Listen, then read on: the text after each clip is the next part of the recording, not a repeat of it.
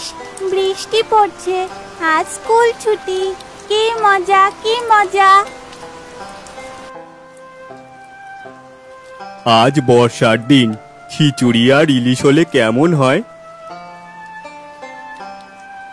ইলিশ যদি কমে পাও তাহলে নিয়ে এসো, সঙ্গে বেগুন এনো, বেগুনি করব। আর গোবিন্দভোগ চাল আনতে ভুলো না, রাতুল পছন্দ করে। ঠিক আছে, যাচ্ছি এক্ষুনি। ছাতাটা এনো কিন্তু, তোমার তো আবার ছাতা ভুলে যাওয়ার অসুখ। আচ্ছা, মনে রইল। বৃষ্টির দিনে শহরের রাস্তা যেন কাদার রাজত্ব।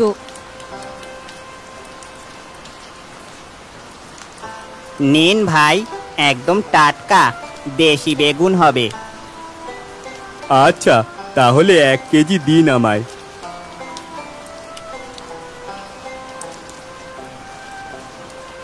বলছি, আপনি আমাকে 1 টাকাও দেননি, মাছ পাবেন না।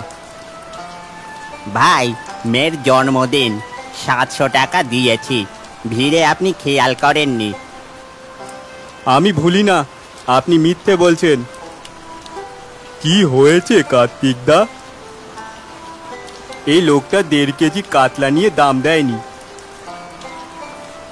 ভাই, মেয়ের মুখের দিকে তাকিয়ে এসেছি, এইটুকু গয়না নেই, কেবল কাতলা মাছ কিনেছি, 700 টাকা দিয়েছি। কার্তিক দা, আপনি দামটা আমার থেকে নিন, মাছটা ওনাকে দিন। আপনি বলছেন তাই দিলাম, কিন্তু মানুষ আজকাল।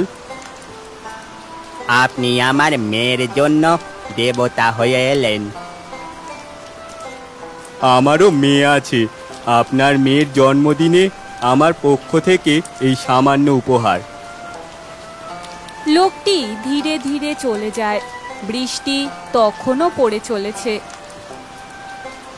মিঠির বাবা নিজের পকেট চেক করেন, তাতে যে টাকা আছে ইলিশ আর কেনা হবে না।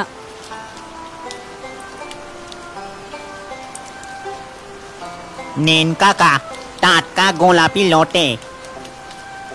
1 কেজি দিন তাহলে, সঙ্গে একটু চুনো আর নদীর চিংড়িও দিন। ইলিশ এনেছো? না সাথী, পারিনি আনতে। কি হয়েছে বলো?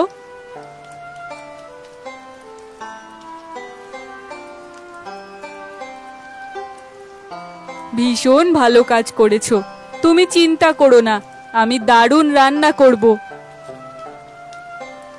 উফ মা, আজকে খাবারটা স্বর্গের মতো। ওই মেয়েটির জীবনে ভালোবাসা আর শান্তি আসুক।